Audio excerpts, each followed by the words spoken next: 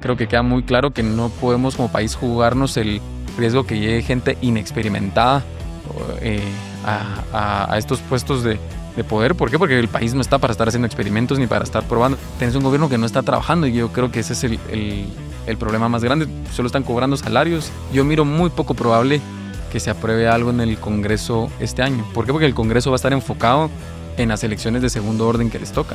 La seguridad es el principal problema. ¿Cómo arreglarlo? Es bien fácil. Voltea a ver a El Salvador. O sea, no hay que inventarse el agua azucarada.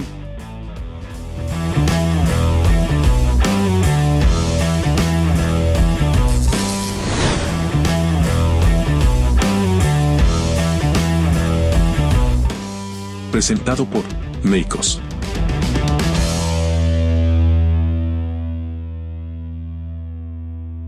Bienvenidos al primer episodio de esta segunda temporada de Republicast.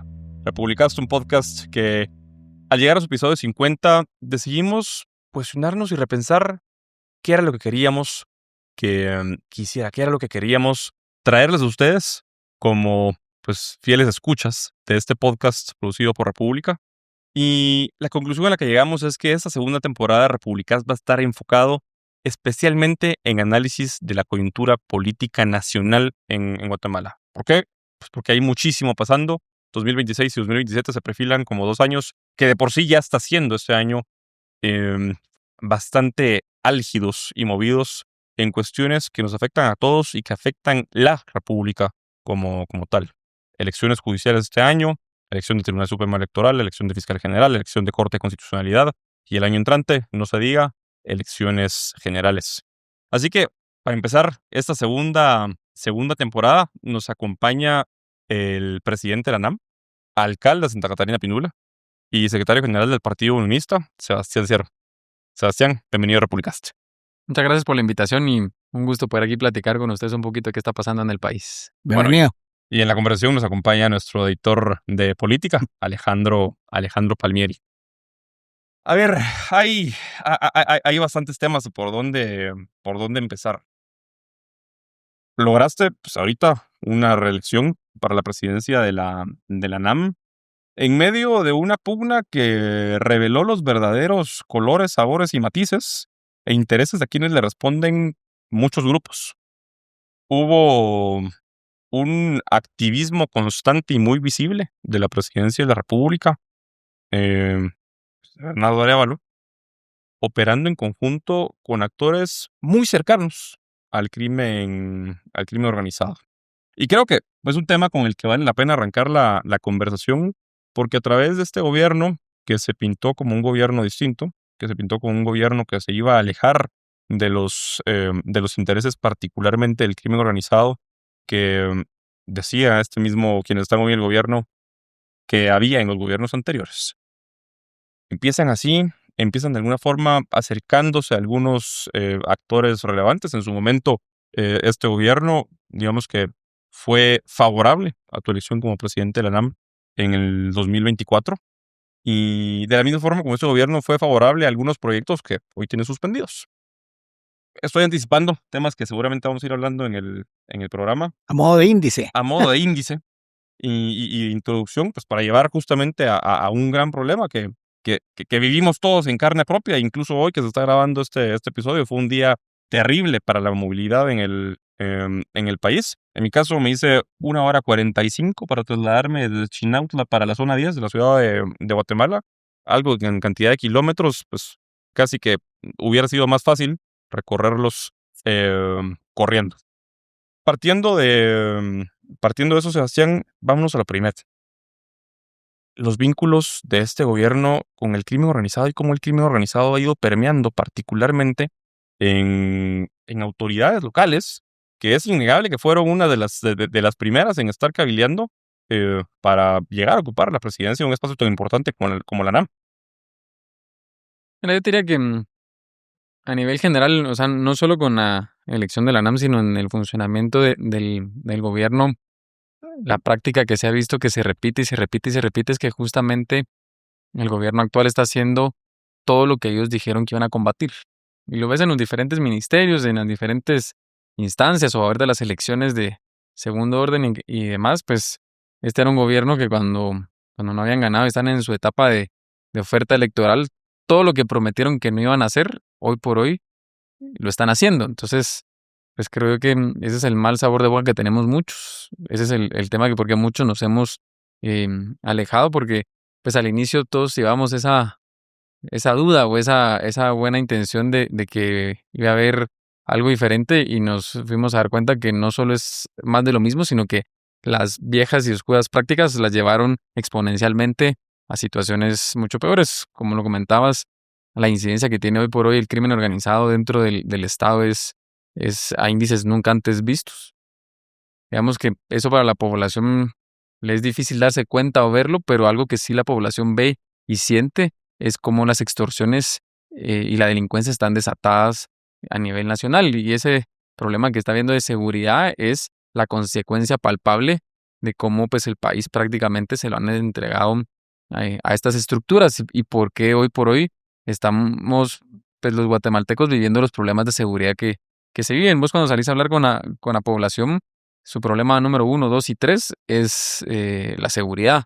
Eso se les fue de las manos al gobierno y no lo han sabido atender, como todas las demás crisis que han tenido, pero la que más le ha golpeado hoy a la población, a los guatemaltecos, es eso. Y eso es debido a que le han entregado prácticamente el país al narcotráfico y a estos grupos pues, de crimen organizado. Alcalde, hablando particularmente del narcotráfico, aunque hay varias facetas, varios modos de crimen organizado, algo que no es de ahora, pero que se ha venido dando cada vez más. Sobre todo, yo creo que en la última elección lo vimos patente. Además, tenemos representantes de esos en el Congreso, sobre todo también. Pero el poder local ha sido particularmente penetrado por el narcotráfico. Vemos noticias casi que todos los días de familiares o cercanos a alcaldes que son buscados por la justicia de Estados Unidos. La de aquí no está funcionando aparentemente. Hace unos pocos días vimos a toda la familia de un alcalde de Petén capturada con motivos de extradición. Y cuando tenemos a un poder ejecutivo que ganó una alcaldía, es decir, no tiene presencia territorial, no logró convencer a los ciudadanos de votar por sus autoridades locales, tiene que tiene que aliarse con figuras como estas. ¿Qué ha pasado a nivel local que cada vez estamos más cerca de eso? Y cuando tenemos un ejecutivo que no tiene presencia territorial, pues recurre a ellos. Lo que pasa es que lo que tenés a nivel nacional es una ausencia del Estado. O sea, tal vez como para ponértelos en ejemplos más prácticos, el famoso estado de sitio que había ahorita. Es primera vez en la historia que se da un estado de este tipo a nivel nacional.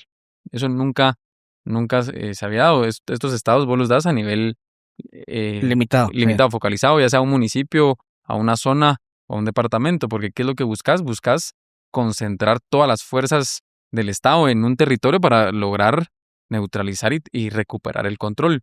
Pero cuando vos lo pones a nivel nacional, pues ya las fuerzas de seguridad las tenés dispersas.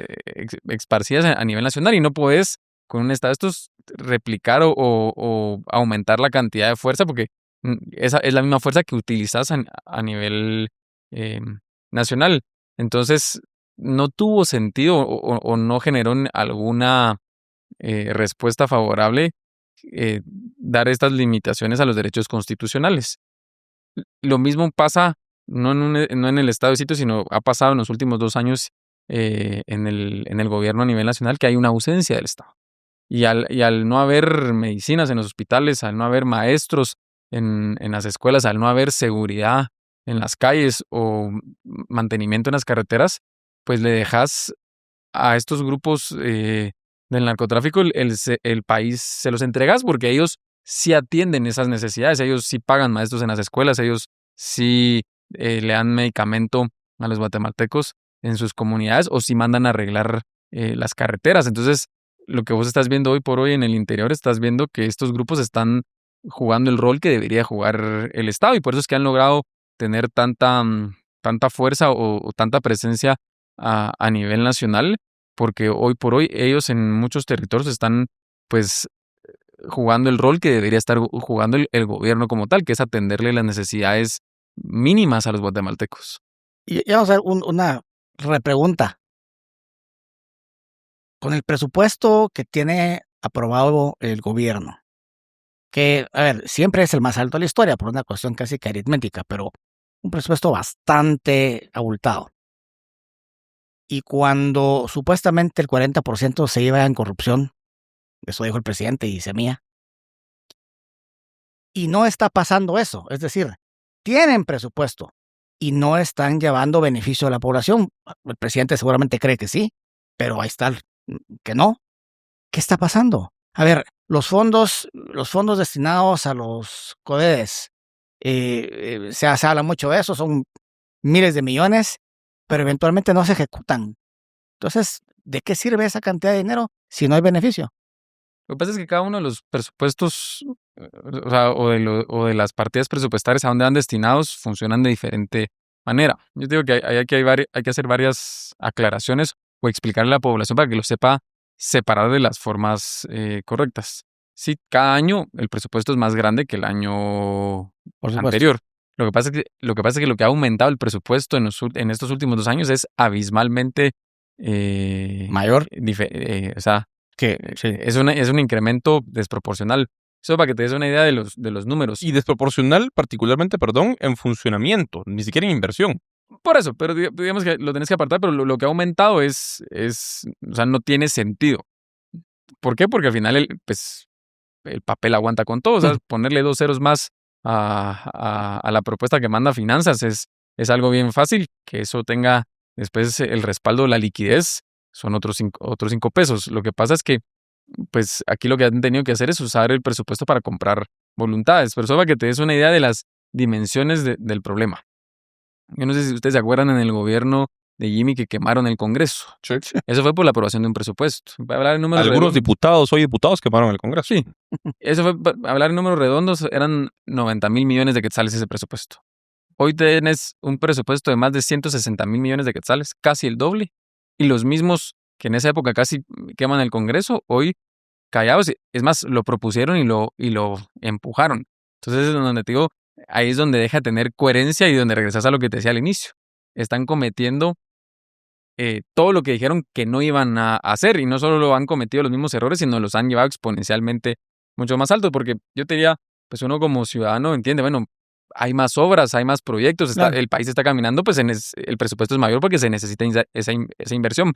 Lo que uno tiene sentido es cómo en el gobierno de Jimmy era un presupuesto de la mitad de ahorita y tenías un montón de más obras que las que hoy por hoy, porque hoy prácticamente no tenés obras. La red vial a nivel nacional está abandonada. Entonces, ahí es donde tenés que llegar a lo que te explicaba hace unos minutos, de que tenés que dividir el presupuesto en los diferentes grupos o unidades ejecutoras que se usan. Vos te vas al Ministerio de Comunicaciones, por darte un ejemplo, y la ejecución del Ministerio de Comunicaciones, en números, o sea, en papel te la presentan altísima, 80 y pico, 90 y pico %.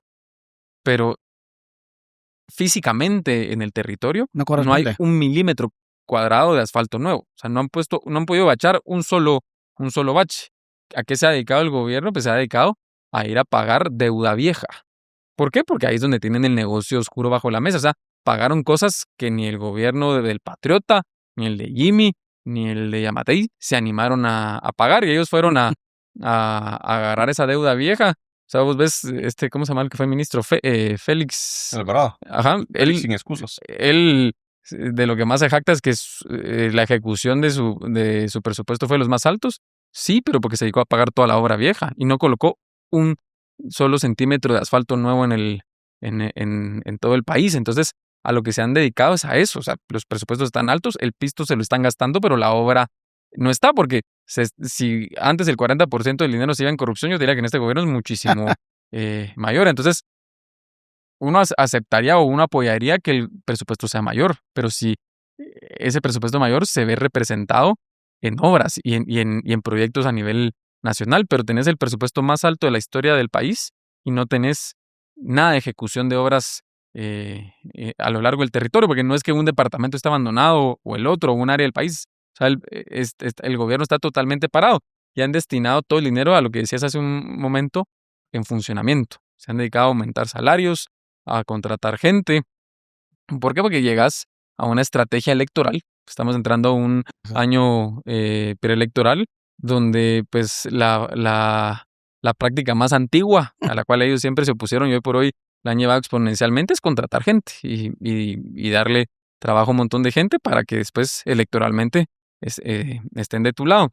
Entonces yo diría que cuando vos vas a las encuestas y ves por qué el presidente tiene una de las aprobaciones más bajas a nivel de Latinoamérica, que creo que las que han salido públicas todavía él sale alto. O sea, nosotros tenemos otras mediciones que nosotros hemos hecho donde sale muchísimo más bajo. Eso es el resultado de que afuera tenés un 0% de ejecución de inversión. O sea, no hay obras en ningún departamento. Pero ahí se da una simetría que creo que vale la pena traer a la mesa. Antes de entrar a ello, pues un comentario. No solo se han dedicado a pagar deuda de arrastre, sino además han tenido la osadía de reportar al INE que han construido nuevos kilómetros de carreteras cuando lo único que han hecho es aprovechar el subregistro de kilómetros de gobiernos anteriores para identificarlos como rutas nuevas. Pero no son kilómetros construidos en este. Bueno, yo te diría que una de las grandes falacias son las escuelas y que han remodelado, no sé si son 50,000 Hicimos una escuelas. investigación al respecto. Y las escuelas no están. Lo que hicieron fue darle fondos a las OPFs, que les dieron, si no me falla la memoria, 80,000 quetzales, para que las OPFs remodelaran la escuela. Ese dinero a las OPFs les ha llegado todos los años en todos los gobiernos. O sea, y con 80,000 quetzales vos no construís una escuela nueva, que es como te lo han vendido mediáticamente desde el Ejecutivo. O sea, escuelas nuevas, te puedo garantizar que las municipalidades hemos construido más escuelas nuevas en estos 2 años que lo que ha hecho el gobierno a nivel nacional. Entonces se ha centrado en una mecánica con el gobierno que, como les digo yo, miren muchachos, si no van a ayudar, no estorben, pero es que aquí lo peor es que no te ayudan a hacer esas obras y en lugar de no ayudarte, te ponen trabas. Y es lo que dicen, miren, si no me quiere ayudar, no me ayude. Yo como Muni miro cómo lo hago, pero no me esté poniendo obstáculos en el camino. Entonces ellos no hacen ni dejan que uno haga esas obras y ahí es donde tenés el país parado. Que ahí es lo que decías hace un rato, donde te decía que el presupuesto lo tenés que separar, porque ahora viene los fondos de los CODES. Los fondos de los CODES con el 7 de 2025, que ya quedó en vigencia este año, es donde se va a ver si esos fondos realmente se ejecutan o no, porque vos lo vas a ver en el segundo semestre del año. ¿Por qué? Porque hoy por hoy tenés que seguir luchando con una ley de compras y contrataciones totalmente desactualizada, pero los alcaldes logramos pues subsistir con ella, pero los primeros 6 meses del año los vas a ver en los procesos administrativos de hacer las licitaciones y contratos para que en el segundo semestre del año empeces a ver esos fondos de los CODES ya ejecutándose en campo. Entonces, para poder medir si los fondos de los CODES van a ser bien utilizados o no, es una conversación que tenemos que tener en noviembre, diciembre de este año, porque apenas se hizo parte del cambio jurídico que había que hacer para poder lograr que esos fondos se empiecen a utilizar. Entonces, yo te diría que para poder juzgar si los fondos de los CODES van a ser realmente convertidos en obra en el territorio, no es una cosa que vamos a poder ver en noviembre, diciembre de este año, porque el primer semestre lo vas a llevar en todo el proceso administrativo de las licitaciones y en el segundo semestre vas a poder ver que esas obras arranquen para estarse finalizando en el siguiente año. Pero ahí es justamente la simetría a la que quería llegar. Los fondos de los consejos de desarrollo no son algo nuevo como tal. De hecho, y creo que es importante partir de ahí, en países, sin irnos muy lejos, en los Estados Unidos, yéndonos un poco más lejos, en Suiza, y bueno, en muchos países desarrollados, los gobiernos locales son la fuente principal un motor de desarrollo inversión y crecimiento en, valga la redundancia, las localidades. La municipalidad es la unidad ejecutora más eficiente que puede existir aquí en Guatemala o en cualquier otro país del... la más cercana a la población. Así es una unidad más chiquita que conoce y controla un territorio más chiquito, entonces es más fácil. Y a lo que voy es eso, y es una idea bastante republicana el hecho de desconcentrar el poder a ese nivel, de manera tal que a nivel territorial tenés pequeñas unidades que pues saben cómo gastar e invertir mejor el dinero en las necesidades del municipio, de los vecinos que viven ahí. Y a la hora que el Pero- alcalde tiene el contacto con la población, logras atender las necesidades más urgentes, puedes priorizar. No es lo mismo, o sea, no es lo mismo que un alcalde logre pavimentar una calle, que sabe cuál es la calle que más le urge a la población de ese municipio, que un ministro trate de hacer una carretera que no tiene ningún contacto con la población del municipio. A mí siempre se me ha ocurrido algo. Yo soy de la capital, nací en la capital, vivo en la capital, así que no he vivido de primera mano esa dinámica del interior. Pero a mí se me ocurre que los alcaldes se tendrían que andar con cuidado, o se andan con cuidado, porque todos los vecinos saben dónde vive el alcalde. Y ahí está, y sale Bueno, todos los días a la municipalidad. Muchos alcaldes en el interior atienden a sus vecinos en su casa. O sea, la gente Sí, los llega a buscar a las sí. 5 de la mañana, tocarle la puerta y decirle, mira, alcalde, tengo este problema, Y entonces, ayuden. sí, y cuando ves a alcaldes reelectos y reelectos, bueno, algo estarán haciendo. Amén de aquellos caciques que se posicionaron por una u otra razón de las que ya mencionamos, pero ahí está, el alcalde. En cambio, el gobierno central, pues está muy lejos. A ver, tratemos de llegar a un ministro, ya no digamos el presidente. Si nosotros como medio mandamos solicitudes de acceso a la información y nos las mandan por un tubo.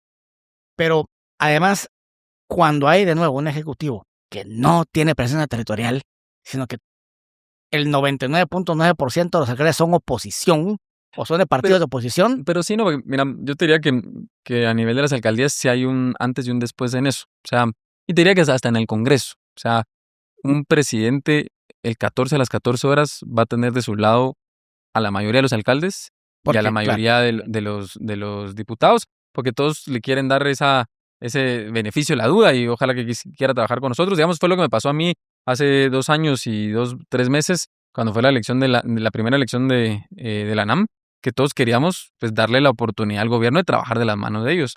Pero como va pasando el tiempo, pues te vas descantando porque te das cuenta que todo lo que dijeron no era verdad, que no ejecutan, que no hacen, que la corrupción, que fue lo que tanto prometieron atacar, está por los cielos. Entonces ahí es donde empezás a perder ese capital político, ahí es donde todos los demás nos empezamos a alejar porque todos vemos las cosas que están haciendo. Muchas de esas cosas a veces no salen tan rápido a la luz pública de la población, pero los que estamos metidos en el rol político podemos olfatear o nos podemos dar cuenta de las mañosadas que están haciendo y ahí es donde vos empezás a ver que todos se les empiezan a alejar y alejar y alejar y alejar. ¿Por qué? Porque están cometiendo, pues, no te digo, no solo las malas prácticas, sino que las llevaron al siguiente nivel. O sea, es impresionante las cosas que están haciendo. Presidente reelecto de la NAM, es decir, ya es el segundo periodo. Contacto con los 339 restantes.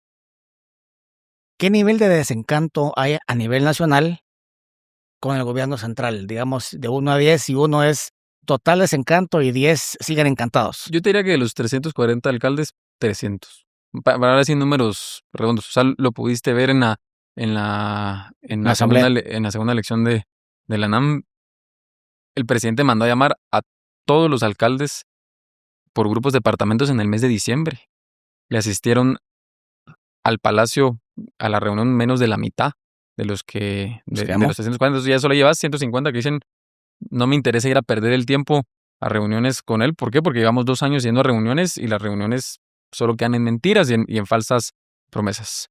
Y de ahí tal vez los otros 150, muchos de ellos fueron por respeto, todavía por algo de esperanza, a ver si lograban obtener algún tipo de proyecto o de solución para los problemas de sus municipios.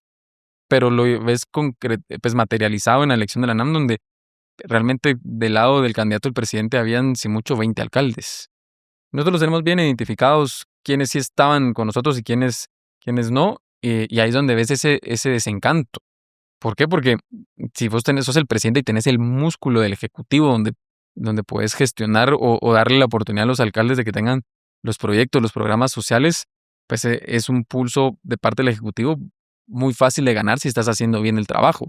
Pero si estás haciendo mal y tenés desencantado a la mayoría del Congreso y a la mayoría de alcaldes, entonces te das cuenta que perdés ese pulso político y que realmente la incidencia política que tenés en el país es es muy baja y por eso es que les están pasando las cosas que les están pasando. Aparte que son muy malos para gobernar. Yo diría que más que, creo que no es que lo hagan con mala intención, sino que realmente estamos pagando las consecuencias de tener a un grupo de personas en el gobierno que no sabe lo que está haciendo, que no sabe gobernar y pues como país nos toca pagar. No esperaban ganar las elecciones. Así es, pero es el gobierno que tenemos. Creo que también como ciudadanía, como guatemaltecos, vamos a aprender mucho de esta lección. O sea, Ojalá. yo no te estoy diciendo qué partido llega al poder o no, pero lo que te estoy diciendo es que sí, creo que queda muy claro que no podemos como país jugarnos el riesgo que llegue gente inexperimentada a estos puestos de poder. ¿Por qué? Porque el país no está para estar haciendo experimentos ni para estar probando. O sea, estamos en problemas serios de seguridad. Los costos de la canasta básica están en los cielos. El funcionamiento de los puertos está colapsado y ahí podemos seguir dando el listado y Bueno, hablemos es de uno, infinito. hablemos solo de uno de esos que nos interesa, pues a todos, movilidad. Esa es otra de las promesas incumplidas de Semilla. Justamente tenemos un contenido que va a salir. En su plan de gobierno de 2019, infructuoso porque no llegaron a presentar binomio, pero presentaron plan de gobierno. Y en el de 2023, la movilidad lo tomaban como un problema serio de la población, no solo urbana necesariamente, sino que a nivel nacional. Y tenían planes y programas, miles de millones para invertir. Y vemos que en uno, ciertamente no es ni el único que se debe hacer, pero es el que está ahí haciéndose o en camino. Había un proyecto de la Municipalidad de Guatemala con, creo que eran 1.200 millones asignados para que se desarrollara. Bueno, de un tijeretazo le hablaron la mitad. Esas son las promesas de este gobierno. Ese es el compromiso que tiene el gobierno de Semilla y el gobierno de Arévalo con la población, incumplir sus promesas. Lo que pasa es que ahí es donde vos encontrás la respuesta a por qué los números de las encuestas. De la mala aprobación. Es que ponete en las encuestas que nosotros tenemos, el presidente tiene una aprobación a nivel nacional más baja del 13%. Es la más baja que ha habido en la historia del país. Por eso digo, las que salen publicadas, digamos, ante el población todavía Son variabolentes. o sea, las maquillan. Pero regresar al resultado electoral. ¿Dónde fue donde el presidente en primera vuelta sacó una gran ventaja? En la ciudad, claro, y en el departamento de Guatemala. Digamos que este era su bastión político. Sí. La mayoría de guatemaltecos en primera vuelta donde votaron por él fue en la ciudad y en el departamento de Guatemala. Decime un proyecto que haya hecho en la ciudad o en el departamento de Guatemala después de 2 años y pico de gestión. Entonces ahí es donde tenés a esa gran mayoría de guatemaltecos desencantados porque dicen, pucha, le dimos a este grupo el que prometía todo diferente, el voto de confianza, y resultó ser no más de lo mismo, sino peor de lo que había, de los gobiernos que han habido en los últimos años. Entonces, eso es lo que te está generando que tenés un gobierno con una aprobación tan baja. Y lo que pasa es que ya después de 2 años y pico de gestión, yo no veo forma cómo se puedan levantar, y estás a 1 año y 4 meses de las elecciones. Y tenés incentivos para que no pase. Y es que, y perdón ahí, pero es que en el tema de movilidad como tal, así como el vecino voltea a ver al gobierno local, al alcalde, como la autoridad a la cual acudir para que le resuelva sus problemas inmediatos, como le es un problema de transporte o de movimiento entre municipios, ya sea por medio de su carro o por medio de transporte público, al primero al que le van a echar la culpa, y quisiera que nos contaras un poco de eso, cómo lo has percibido, al primero al que le van a echar la culpa del tráfico que tengan al salir de sus casas es al alcalde. Y le echan la culpa al alcalde o a la administración municipal en la ciudad de Guatemala, en Santa Catarina. No estoy diciendo que sean todos, pero digamos que hay una Pero eso no es con el tráfico, eso es con todo. O sea, el guatemalteco como al único funcionario que tiene cerca es al alcalde nos cae la culpa de todo. O sea, a mí me preguntas cuáles de los grandes desencantos de los alcaldes con el presidente. Es eso, porque si el presidente hace un mal trabajo, esa factura política ante la población no la paga solo él, la pagamos todos, porque el malestar de la población no es con el presidente, es con todos los políticos. Y la población es muy muy dura a la hora de hacer esa calificación, porque no es bien difícil que califiquen a estos políticos están haciendo un buen trabajo y estos están haciendo un mal trabajo, sino el presidente no hace nada, todos somos malos. Y entonces a los únicos que nos toca salir a la calle a darle la cara a la población somos a los alcaldes, y por eso es que nos echan la culpa de todo. Justamente vos venís aquí no solo al departamento de Guatemala, sino a todas las cabeceras departamentales, y el problema del tráfico ya es un problema serio, o sea, ya es un problema que está totalmente Bueno, hay descendido. una medición que salió hace unas semanas, ya puso a el tráfico en el radar. O sea, nunca salía, a ver, siempre la inseguridad, el costo de la vida, la falta de trabajo y el tráfico muy bajo, por cierto, ¿verdad? Pero ya aparece ahí, ya a nivel nacional es un problema. Y después de eso fue que el presidente y su ministro de Finanzas decidieron quitarle presupuesto a un proyecto que tiende a aliviar el tráfico. Pero es que ese es justamente mi punto. Hoy el tema, específicamente el tema del tráfico, como tal, es algo que yo considero, y quisiera saber qué es lo que pensás vos, que este gobierno, y no solo este gobierno, las personas que están atrás de este gobierno y que tienen algún interés en llegar a una alcaldía, en reelegirse como diputados, están buscando de alguna forma cómo sabotear, de manera tal que no se ejecute nada Por en el supuesto. camino O a sea, las elecciones del año entrante para decir, es que culpa de ese alcalde o tal alcalde tienen tráfico y no ver que realmente intentar ocultar que el problema del tráfico se podría solucionar o empezar a solucionar por lo menos en alguna medida con acciones que se tienen que tomar para empezar desde el gobierno central. mira, tenés toda la razón, o sea, pero no va a ser solo en el tema del tráfico, o sea, cualquier decisión que tome el gobierno, te diría que de este año en adelante, son decisiones con un principio claro que es electoral. O sea, ahorita cualquier decisión que se toma es electoral. Y entonces es muy diferente que vos salgas a defender una posición electoral cuando has construido cosas, cuando has podido dar resultados, que es lo que tenemos los alcaldes. O sea, aunque sea en el municipio más chiquito, pero más de algún par de obras ha podido hacer ese alcalde chiquito. Pero todos los alcaldes hemos podido salir a dar algún resultado palpable contra un gobierno que no tiene ningún resultado palpable que ofrecer. O sea, ¿cuál será el mayor logro? La ley de competencia, que no sirvió de nada.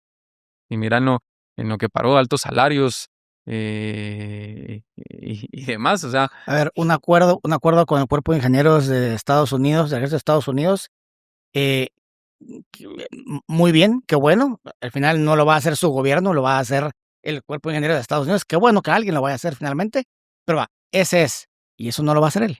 Ni siquiera lo va a terminar de ver él. Sentó la semilla, dice.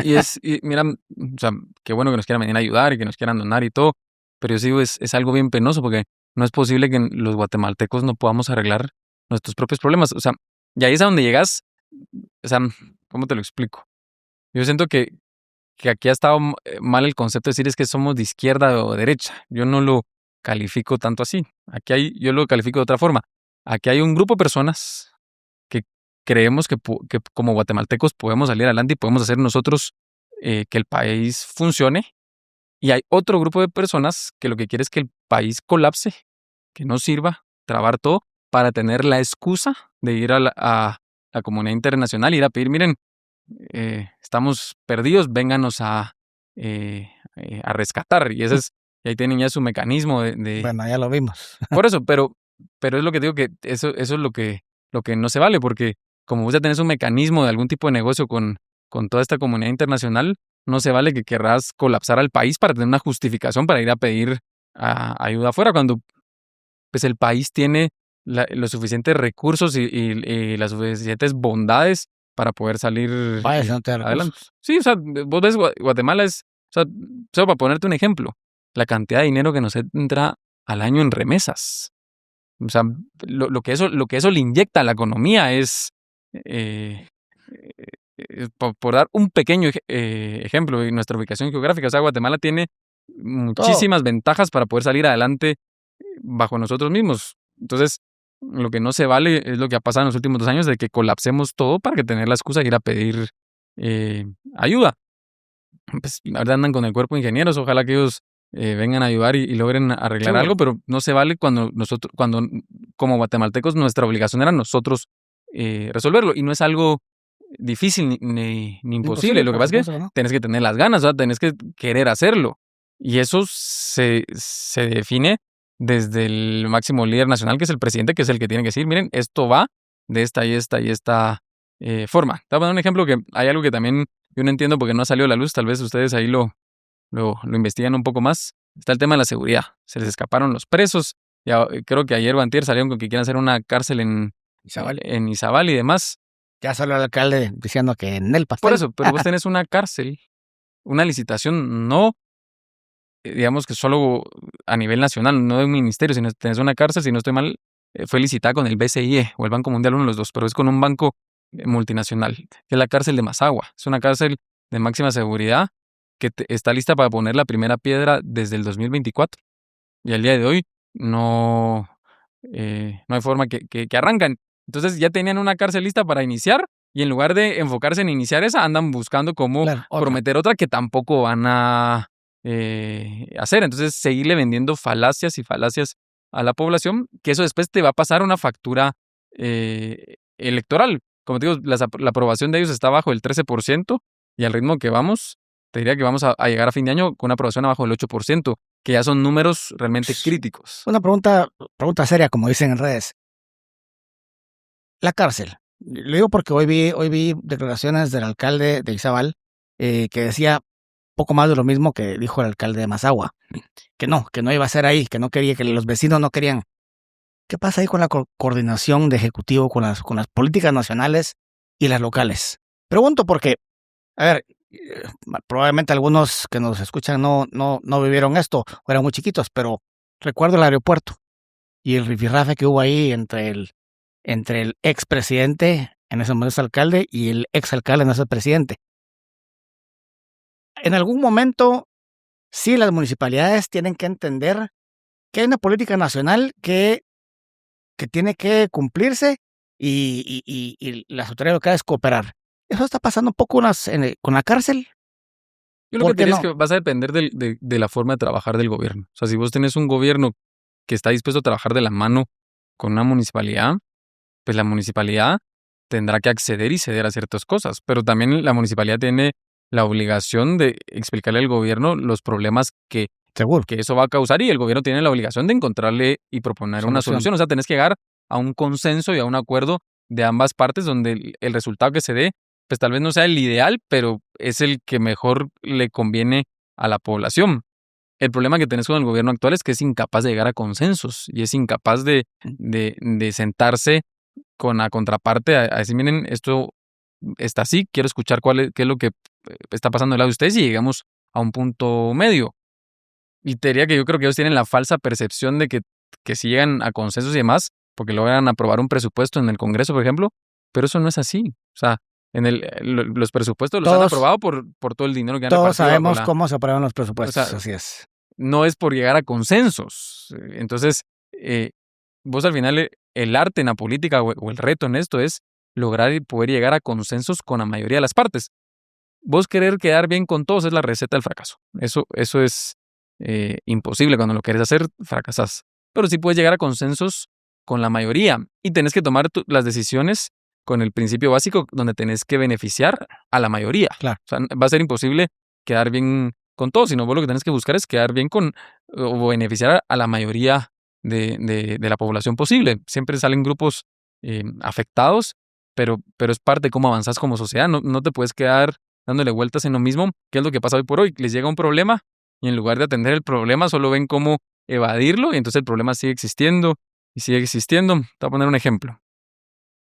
Los choques y las tragedias con los buses extraurbanos y se van a los barrancos y se mueren 50, 60 personas, ya va pasando 2 veces y te puedo asegurar que no tarda en pasar otra vez, que han sido noticia, digamos, porque eso pasa mucho más seguido en el interior y demás, pero ya esas tragedias han sucedido en los últimos meses en varias ocasiones y solo salen a dar declaraciones y que van a hacer algo, pero no hay forma que hagan nada y entonces eso se empieza a convertir en un problema social. Ponete, el otro día hablaba con el alcalde de Zacatepec, que es el que más sufrió con los problemas de los temblores que ahí fueron a nivel de terremoto.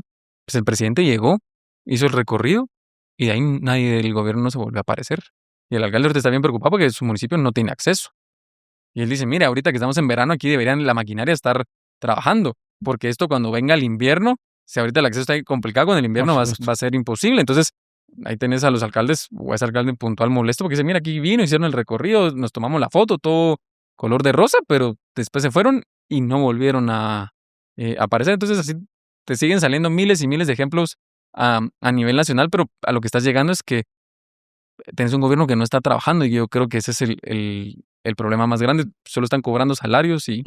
Y cayendo ese tema de pesos y contrapesos, creo que hay un tema importante de cómo las autoridades locales pueden ser un contrapeso importante ante la inacción del gobierno central. Y tienen de por medio todavía a los diputados distritales Pero que yo diría pueden que el pulso de la ejercer. NAM fue ese. O sea, la NAM hoy por hoy es el único contrapeso que tiene el gobierno. Y en ese sentido, los diputados distritales tienden a ser una especie de brazo auxiliar que pues en ocasiones ayuda a fiscalizar lo que se está haciendo, dejando de hacer en sus localidades. Pero pues con las justas distancias del caso y sin entrar a hablar de un departamento, un municipio en particular, porque cada uno es un caso distinto. Regresando a lo que mencionamos al inicio, el dinero de los COCODES, el dinero asignado a los consejos de desarrollo, perdón, ha existido pues desde hace bastante tiempo. Pasa que en los últimos años se ha incrementado.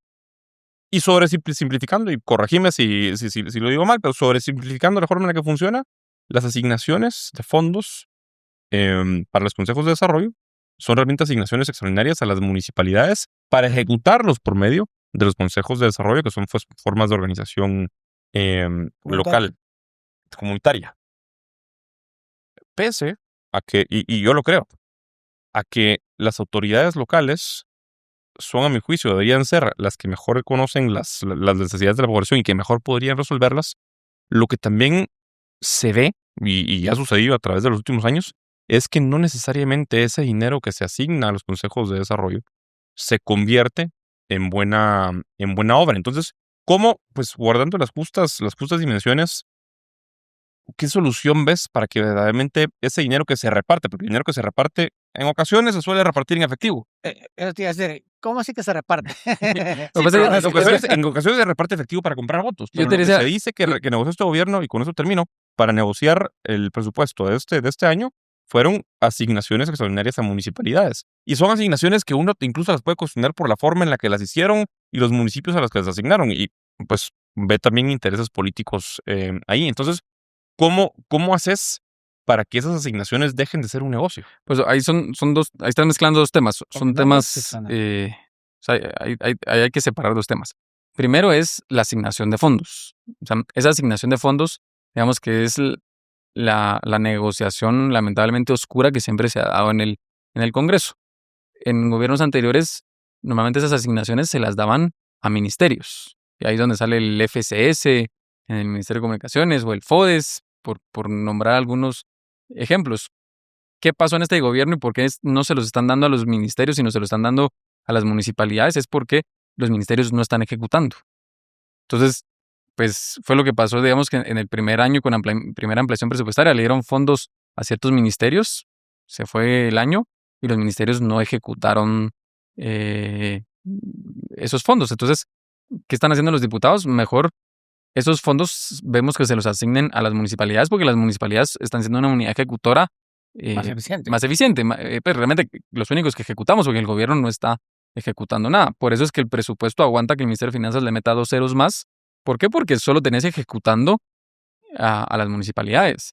Pero si vos estuvieras ejecutando a las municipalidades más la ejecución que deberían hacer el Ejecutivo, no hay liquidez en el Estado que tenga la capacidad de pago de lo que se necesitaría. Como te digo, en el presupuesto pues le metes 2 ceros más y ahí es un papel con un par de números, pero aquí te tenés que llegar a ver la liquidez que hay. Entonces, ¿qué hicieron los diputados? Pues se lo asignaron a las municipalidades porque las municipalidades son unidades ejecutoras más ágiles. Ahí había un problema, que es el segundo problema, por eso te digo que había que separarlo en dos, y era la ejecución de los fondos bajo la modalidad de consejos de desarrollo, que tenía un montón de trampas desde el Ejecutivo para que esos proyectos no se ejecutaran. Y el Ejecutivo buscaba que no se ejecutaran. ¿Cuáles? No te daban los avales. Tenías un año para ejecutar el proyecto, pero no es un año en ejecución, es un año en el proceso administrativo de licitación y firmas de contratos, que eso te lleva 6 meses, eso te dejaban solo 6 meses para ejecutar. Claro. Entonces, de ahí es donde nace el 7 de 2025, porque el 7 de 2025 pues no resuelve todos los problemas, pero sí resuelve la mayoría de ellos. Entonces, por eso te decía que en noviembre, diciembre de este año sería bueno tener esta conversación y ahí ya poder discutir si los fondos de Consejo de Desarrollo ahora sí están siendo bien utilizados. Porque como pasaba a partir del año anterior, pues el gobierno te engavetaba tus autorizaciones, tus avales, tus licencias ambientales y todo lo demás para que vos no pudieras ejecutar esos fondos. Entonces, si vos no ejecutas esos Una fondos... práctica extorsiva, por decirlo así. No, lo que pasa es que lo que ha buscado el gobierno es que no los ejecutes, porque si no los ejecutas, a fin de año se va a un fondo común. Y el fondo común ya no le llega a las municipalidades, sino los Claro. manejan ellos a dedo. Entonces, pues se vuelve en una chequera en blanco para el Pero no ministro de funciona Finanzas también como para una, comprar voluntades. como una medida de Qué correcto. presión. Sí, Ujú. pero es el segundo paso. De ahí vos llegas a un tema digamos que cuando ya lograste avanzar con los gobernadores o de alguna forma, empieza el chantaje. Entonces, mire, si usted no apoya al gobierno, si usted no apoya el candidato que quiere el presidente para la NAM, no le vamos a pagar sus proyectos, o no le vamos a dar sus avales, o no le vamos a dar su licencia ambiental. Nosotros, Perdón. en esta elección de la NAM, lo vivimos. O sea, te voy a poner un ejemplo. Esa era mi pregunta, perdón. A ver, seamos puntuales. ¿Eso pasó? O sea, funcionarios de este gobierno cometieron esas prácticas. Sí, te puedo dar varios ejemplos. La gobernadora de Jalapa sentó a los alcaldes y les dijo que si me apoyaban, que se olvidaran de los fondos de consejos de desarrollo de Jalapa, que ya no les iba a firmar ninguna autorización. ¿Denuncias, el presidente? gobernador... No, o sea, nosotros lo hemos dicho públicamente, pero va a ir a meternos a denuncias penales y eso no... O sea, no va a llegar a ningún Porque, a ver, es un delito. Sí, pero lo que pasa es que no vas a llegar a ningún lado porque el delito nunca se materializó. O sea, quedó en amenazas. ¿Por qué? Porque nosotros ganamos el pulso Sí. político. Pero ponete, el gobernador de Santa Rosa, lo mismo. Llamó a los alcaldes, los amenazó. Ahí tenías a diputados, a Sanabria y demás también llamando y amenazando. A varios alcaldes les lograron doblar el brazo. Pero esas medidas fue lo que más consolidó el apoyo de este lado, porque los alcaldes ya estábamos cansados de esas prácticas oscuras. O te vas, por ejemplo, en Quiché, el exgerente del INDE, que el verdadero motivo, te diría yo, que nosotros propusimos que él se fuera fue por eso. El exgerente del INDE se puso a llamar a los alcaldes de Quiché a decirles que si nos apoyaban en ANAM, se olvidaran de los proyectos de electrificación rural que estaban por arrancar.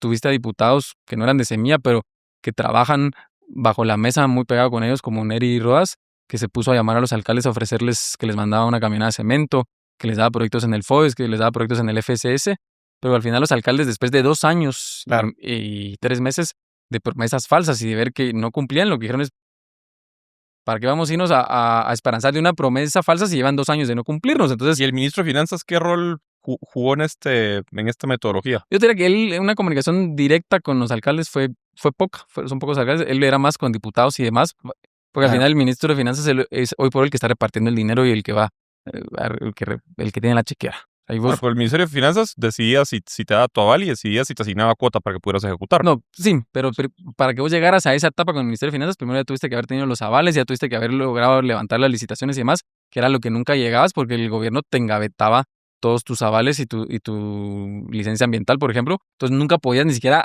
salir con la parte administrativa del proyecto, que es todo el proceso de la licitación.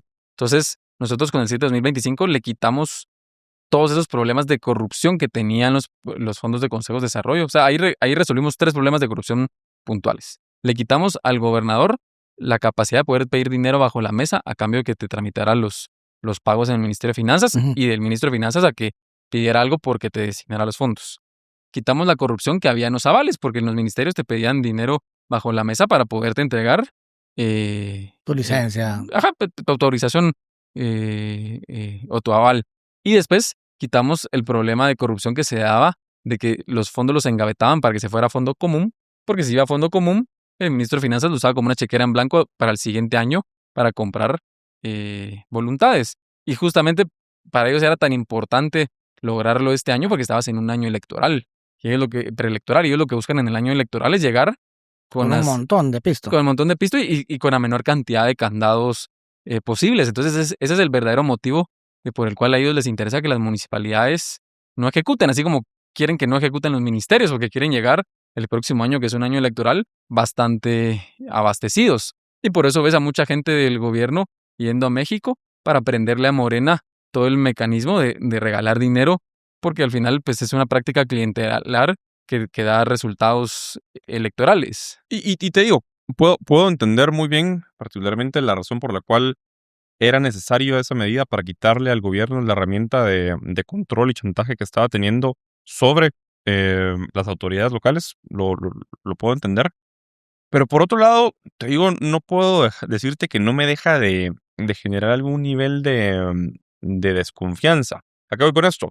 ¿No crees que se pudo haber hecho una especie de término medio en el que la posibilidad de trasladar los fondos para un siguiente año dependiera de un nivel de ejecución, dependiera de ciertos indicadores para que no fuera un cheque en blanco que Lo que pasa es automáticamente que, se pase para el año es que siguiente? así está. O sea, si vos no ejecutas los fondos en 2 años, en 2 años los perdés. O sea, se pasó de 1 año a 2 Ok. años. Pero esas medidas están en la ley. O sea, no es de que el dinero que hay para la municipalidad para toda la eternidad. Correcto. Pero el tema es que pasa por Ujú. al siguiente año automáticamente, sin Sí, o necesidad sea, de cumplir algún vos los tipo de vas a mantener indicador. Un año. vos los Sí. vas a mantener por 2 años. Lo que pasa es que cuando vos hablas de una obra seria, pongamos el ejemplo que es lo que ha estado de moda, los drenajes. Vos una obra de drenajes y una planta de tratamiento, el tiempo de ejecución es de 18 meses. Si se te alinean las estrellas, o sea, salir a meter la tubería de drenajes en calles y demás, es un tema complicado, más construir la planta de tratamiento. A eso sumarle las complicaciones del invierno. Entonces, solo llevas 18 meses. A eso sumarle 6 meses más del proceso de licitación, que tenés una ley del 2001 totalmente desactualizada a la realidad nacional. Entonces, vos cuando querés afrontar un proyecto de esa envergadura, necesitas como mínimo 2 años. Y como te digo, y son 2 años bajo la idea que se te alineen las estrellas y que todo te salga bien. Entonces, que los fondos se mantuvieran solo por 1 año no tenían sentido. Ahí era donde estaba la queja digamos que del gobierno y de ese grupo que te digo que lo que busca es que el país no camine y esté detenido. Y era es que los alcaldes no ejecutan, o cuando ejecutan solo pavimentan caminos. Ok. Pero es que si vos tenés 1 año con los fondos y de ese año te gastas 6 meses en la licitación, ¿en 6 meses qué puedes ejecutar? Con suerte, caminos. Entonces los alcaldes elegían pavimentar caminos.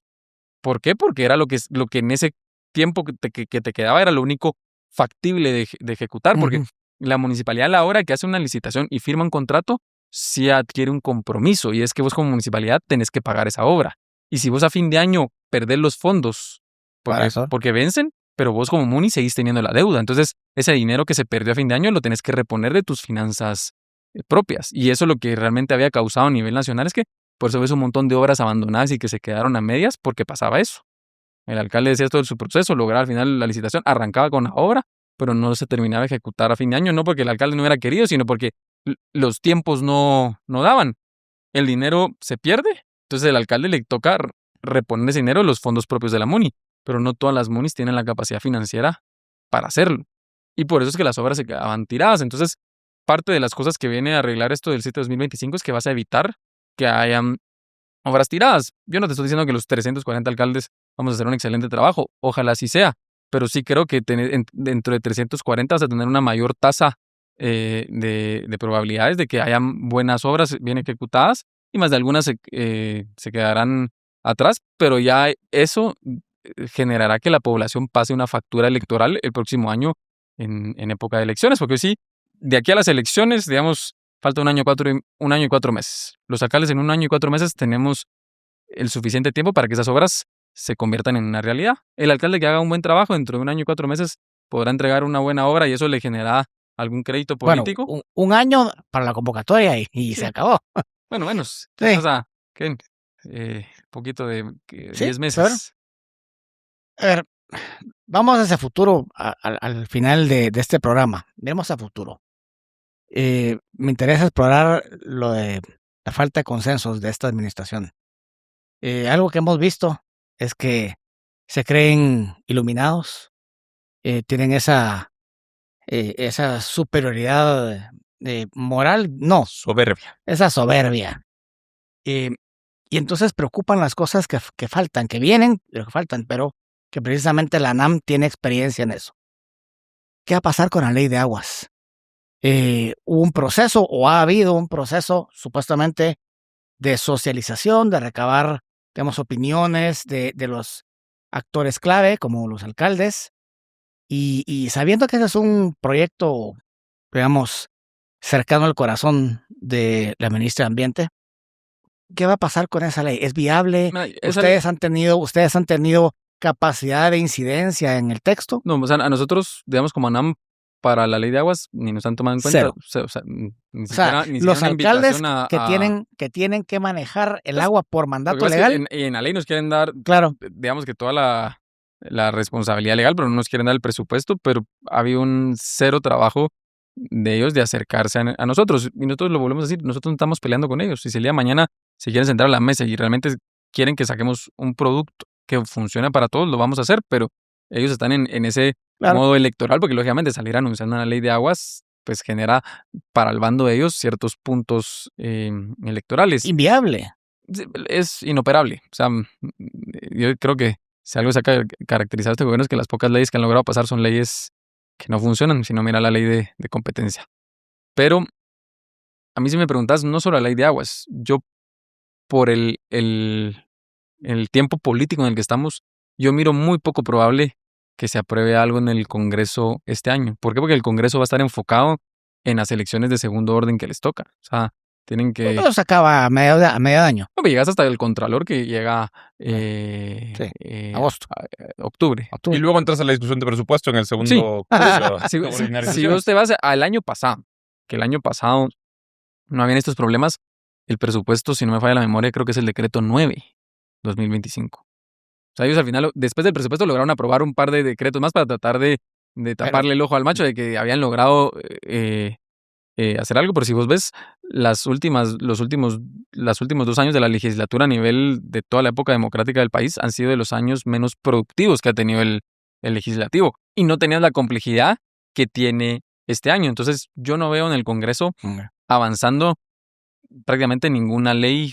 O sea, ahí vas a ver. Sobre Y todo que no esta. importa si son pocos decretos, con tal de que sean buenos decretos y Por necesarios. eso, pero es que los pocos decretos en los que van a estar enfocados es en las elecciones de segundo orden y todo lo que tenés este año, y vas a entrar a las batallas legales porque ahora todo es modo amparos y apelaciones. Sí. Y entonces No, es un tema de calidad y no de cantidad. así es.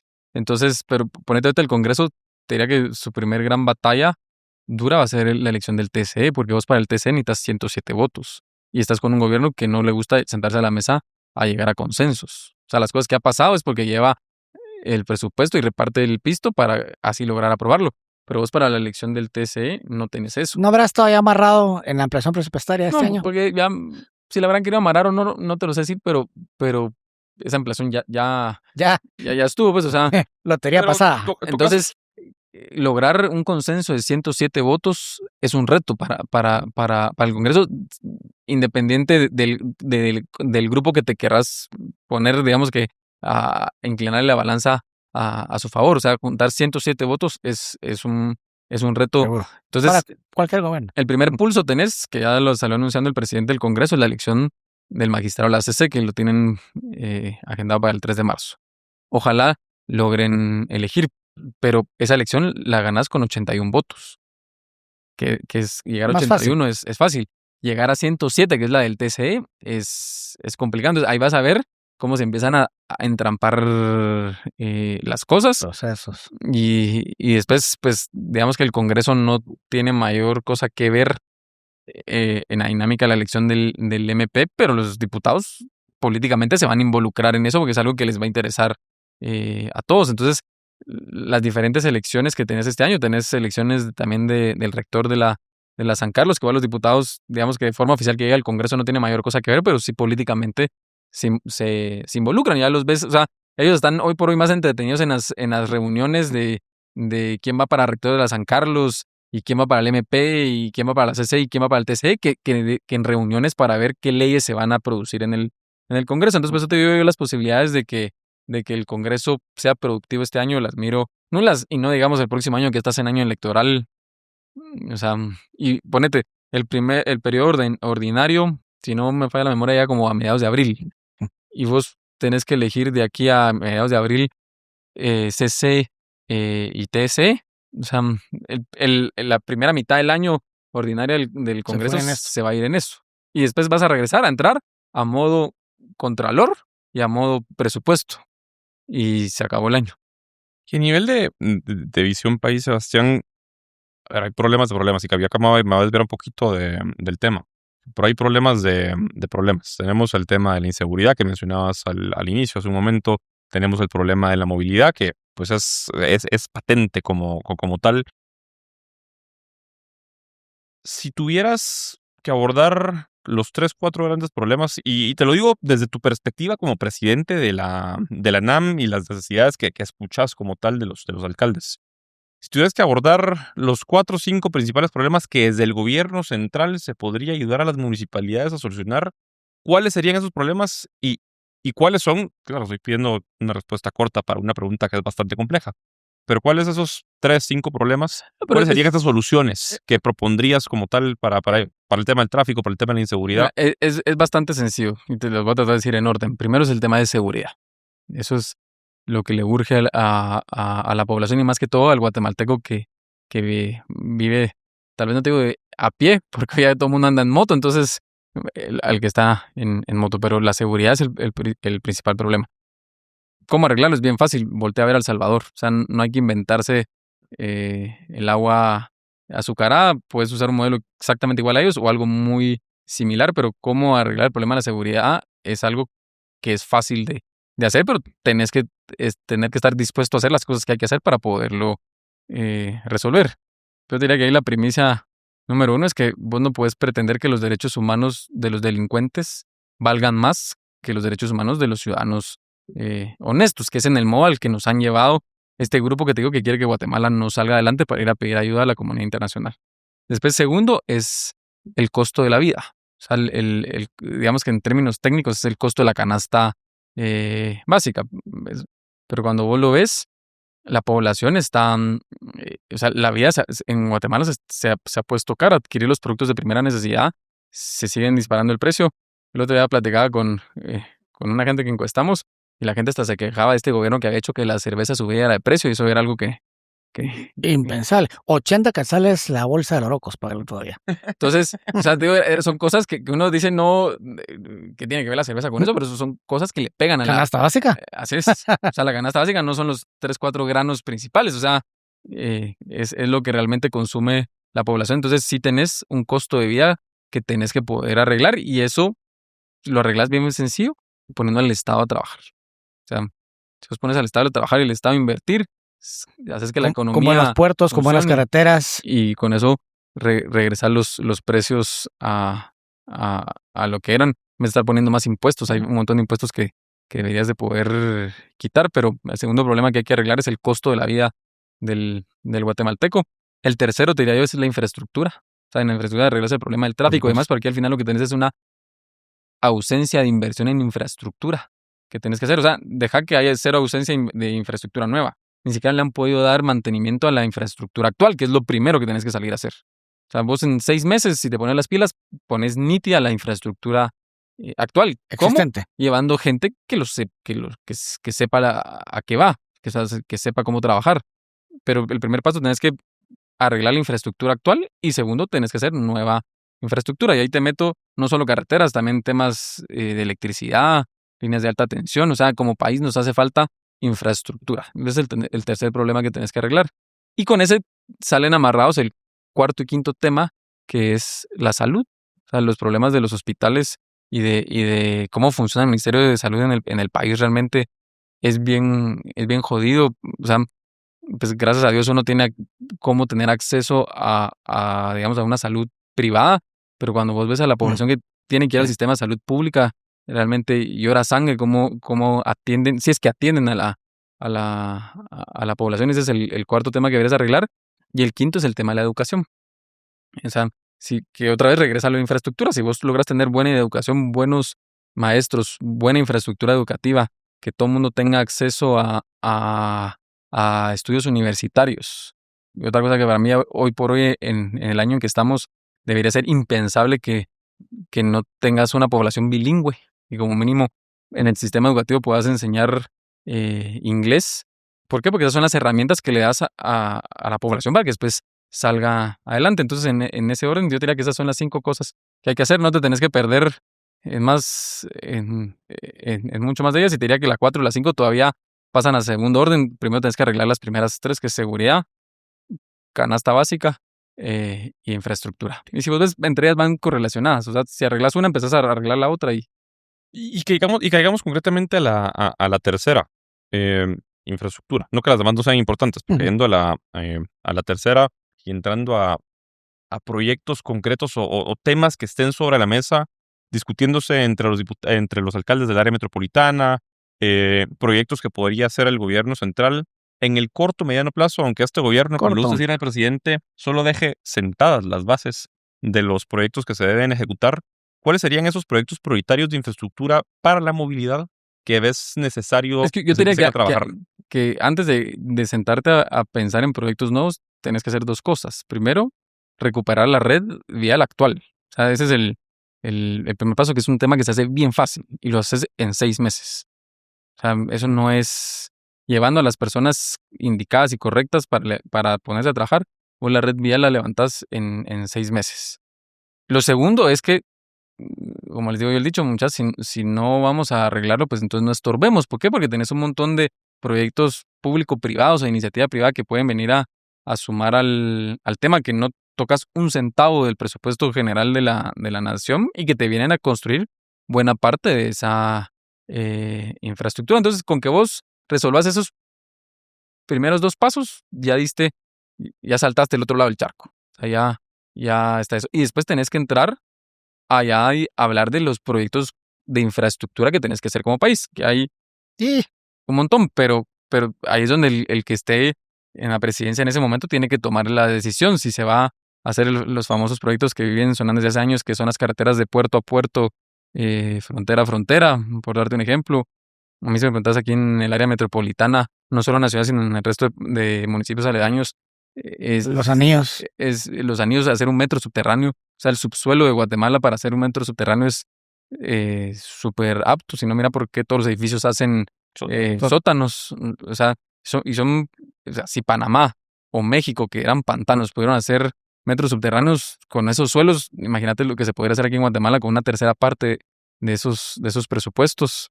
Entonces, hay varios proyectos de infraestructura que tenés que poder hacer, pero para llegar a pensar en eso, primero resolvamos los primeros 2. Si no lo vamos a hacer nosotros directamente, abramos las puertas a que lo quieran hacer las demás personas del sector privado que lo quieran hacer, y nosotros como gobierno enfoquémonos en darle mantenimiento a lo que ya tenemos, a nuestra red vial, y después de eso ya pongámonos a pensar en los proyectos grandes que se necesitan. Quiere arreglar el problema de los aeropuertos, el problema de los puertos. Pues ahí empezás a tener un abanico de proyectos que tenés que hacer, que los tenés que hacer todos simultáneamente y empezar a trabajar. Y eso lo haces justamente en las alianzas público-privadas. Yo siempre he dicho, mira, muchachos, no hay que inventarse el agua azucarada. O sea, vos te vas a todos los países de primer mundo y así es como lo han hecho. O sea, no lo tenés que hacer. Yo siempre he dicho que vos como Estado deberías llegar a un punto donde vos sos el ente regulador y dejas Por supuesto. que las inversiones caminen solas. O sea, al final así tiene que ser. Ponete en todos los proyectos de servicios básicos, como funciona en todas partes del mundo, es que el gobierno hace la inversión, el gobierno central hace la inversión inicial, o sea, la inversión para la construcción de la infraestructura, y después de eso le entregas la administración sin importar cuál sea el servicio a la municipalidad, y la municipalidad lo que cobra por esa inversión no es para pagar, lo que cobra por ese servicio no es para pagar la inversión, sino es para darle mantenimiento y operarla. Pero si vos te vas a ver como país, yo te diría que las últimas 2 obras de infraestructura importantes que hemos tenido fue la carretera a Petén y antes de eso, Chixoy. Pero, o sea, así inversiones o infraestructura de carácter nacional, esas 2 yo todavía me atrevería a incluir ahí porque realmente creo que sí sirvió y lo atacan un montón, pero los que transitamos ahí hemos visto el antes y el después es el liberamiento de Chimaltenango. Lo usé el fin de semana y puedo dar fe de eso. Alcalde, yo le tomo la palabra. Noviembre, tenemos que tener otro programa para hacer un corte de caja de cómo van esos proyectos con ese montonón de dinero que van a tener disponible. Ojalá el gobierno no entorpezca. Y si lo hace, pues lo vamos a denunciar, como lo hemos hecho siempre. Pues mucho por hacer, pero bueno, hay unos meses de aquí para entonces para ver resultados. Totalmente, y creo que quedan varios temas sobre sobre la mesa, entre ellos uno que además creo que daría para su propio programa, que va sobre la densificación y ese conflicto que hay ahorita entre que seguís congestionando la red con todas las personas que quieren venir a vivir de fuera, y por otro lado una necesidad de construir vivienda. Para terminar y como última pregunta, ¿qué solución simbiótica, qué solución armoniosa ves a esa problemática que hay hoy de muchas personas que quieren venir a vivir a la ciudad, al área metropolitana, no a la ciudad, al área metropolitana? Santa Catarina Pinula es un municipio que no ha parado de crecer desde hace muchísimos años, y su crecimiento al juego ha sido exponencial, como el de la ciudad de Guatemala, en cuanto a desarrollo económico, pero también en cuanto a cantidad de población. ¿Cómo ves el manejo de esas tensiones entre la necesidad de densificar el área metropolitana y, por otro lado, los problemas que no se van a resolver en el corto o inmediato plazo? Yo diría que ahí hay una mezcla de dos factores. Primero, pues en el interior tenés una ausencia de Estado, una ausencia de infraestructura y de servicios básicos. Entonces, ¿cuál es, pues primero, el interés de la población de venir a las ciudades o al departamento de Guatemala? Es que aquí sí obtenés esos servicios. Entonces, mientras que vos no tengas un desarrollo en el interior, en las cabeceras departamentales que atiendan esos servicios, que la inversión tiene que venir desde el Estado, vas a seguir teniendo esa migración interna. ¿Por qué? Porque pues, el mundo económico del país gira en torno a la ciudad de Guatemala. O sea, creo que el 70% de los impuestos se generan aquí y demás. Entonces, ese es el primer imán de atracción que tenés que poder resolver. Después tenemos que afrontar un problema que se viene, tema de vivienda y todo, que es el bono poblacional. O sea, va a haber un incremento importante en la población, y eso se vuelve un reto, porque tenés que tener la capacidad de aumentar la producción de tus servicios básicos para poder atender a la población que está migrando, más la que Claro. internamente nace y crece. Entonces, esos son dos retos. Pero yo diría que al final vos, cuando llegas a ver todos estos temas, el tráfico y demás, lo que necesita el gobierno es no poner excusas. Yo te voy a poner un ejemplo, tal vez ahorita que medio está ahí de moda, es el paso a desnivel que hicimos en Carretera El Salvador, en Don Justo. Fue un puente de 170 metros, que el gobierno no nos dio un centavo. Nosotros mismos buscamos los fondos, conseguimos el dinero, lo construimos, y hoy por hoy, pues, ha logrado que las personas de Carretera El Salvador lleguen en promedio 1 hora antes a sus hogares. Entonces, ahí tienes una muestra que una alcaldía del tamaño de Santa Catarina Pinula, que no es de las más grandes del país, con sus propias pistolas logró hacer un puente de 170 metros, que no es, creo que vos digas, kilómetros de largo, y lograste dar una solución real. ¿Por qué? Porque no nos pusimos a buscar excusas, sino nos pusimos a buscar una solución. Ojalá el gobierno se pusiera en ese modo, con ese presupuesto que tienen, y el país fuera otro. Pero yo creo que en el ciclo equivocado que ha entrado el gobierno es en que todo es excusas, y todo es echarle la culpa al gobierno anterior, y que no me dejan trabajar, y que la corte no me deja, y que, o sea, excusas siempre van a haber y van a sobrar, pero el guatemalteco no vota para que llegue alguien a poner excusas, vota para que llegue alguien a resolverle los problemas. En el horizonte inmediato, 2027, ¿te ves postulándote a la reelección? Yo me quedo en la alcaldía de Santa Catarina Pinula. Yo voy a participar en la reelección en Santa Catarina.